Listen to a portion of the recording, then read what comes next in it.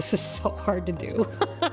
Why is this so difficult? I think if you really want to understand a person, you should ask them what their favorite childhood books were. My mom is cleaning out her attic, and she reached out to me and asked me to stop by and pick up anything that I wanted to keep. So I stopped by, and interestingly, I only picked up a few things to keep, and a handful of them were some of my favorite childhood books. I was looking at these books I took home, and I came to a realization that it's really fascinating how they can tell you a lot about who you are. A lot of these books were telling me everything about who I was trying to be when I was a little girl reading these books. The girls in these books, these characters, they were teaching me how to be me before I even knew who that was. And honestly, I still really don't know who I am. I was obsessed with these books where the main characters were girls who didn't fit in, but not only that, they didn't want to fit in. Pippi Longstocking was basically like everything that I wasn't. She was loud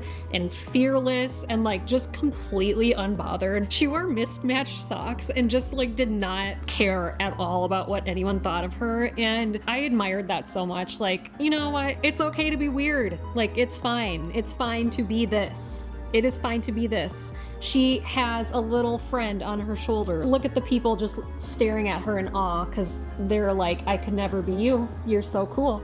Love it. Okay, this next one, Caddy Woodlawn. Her family and just people she knew, like, just didn't understand her tomboyish self. She refused to be proper. She wasn't afraid to get messy or speak her mind. I think reading this was one of the first times in life I realized that I didn't really need to fit into one little quiet, proper box. Love it. Mandy, just reading a little blip from the back of the book. 10-year-old Mandy feels lost among the 30 children who live in the Old Stone Orphanage.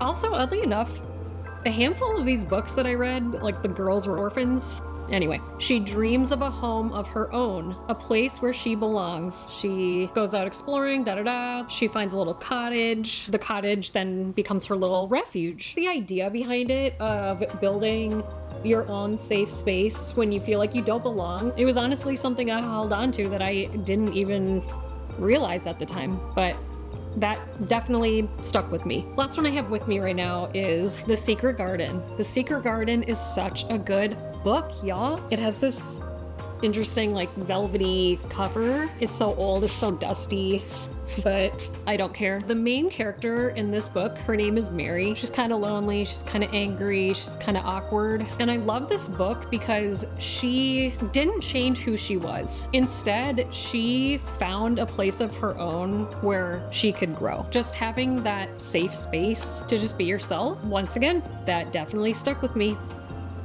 I really never fit in growing up. I always felt like the odd one out. I feel like it's kind of cringy to say, like, I was just different. I'm really not trying to be like cringy and like a pick-me girl by saying I'm so different and I never fit in. That's not what I'm doing. Like, I was a super late bloomer when it came to, for example, I still loved cartoons going into middle school and video games and stuff like that. The point I'm trying to make is I was a late bloomer and I was weird. I was weird because of that. I wasn't like all the other girls having crushes on boys and getting boyfriends in 5th and 6th grade. Like, no.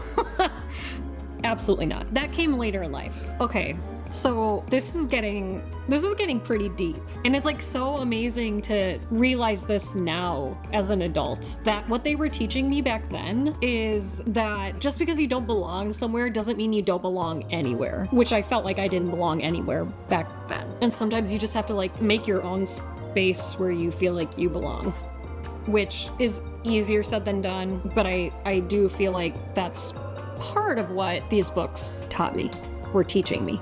Little did I know it. And honestly, I still feel like how I did when I was a little kid. I still feel like I don't fit in. I still feel like I have no idea who I am and really not knowing where I belong. But the girls in these stories, they were never meant to fit in. They were meant to stand out and be bold and wild and stubborn. At the end of the day, you just have to be for you.